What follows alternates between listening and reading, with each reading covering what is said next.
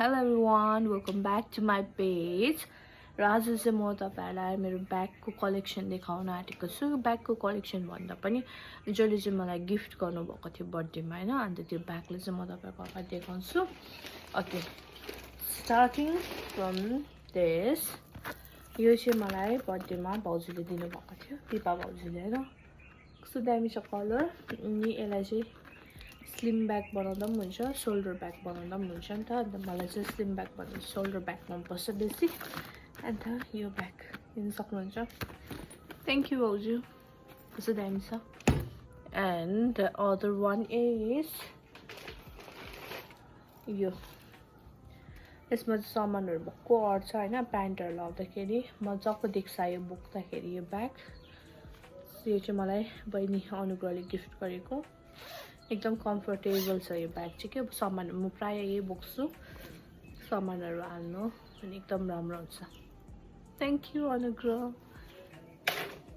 अन्त next bag चाहिँ यो छ।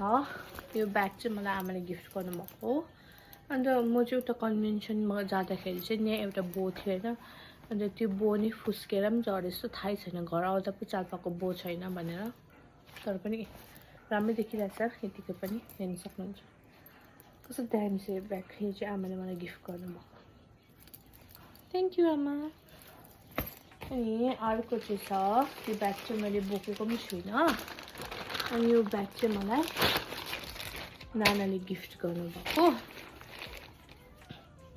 कस्तो दामी छ यो ब्यागको क्वालिटीहरू पनि कि, तपाईँहरूले पनि मगाउन सक्नुहुन्छ यो ब्यागहरू।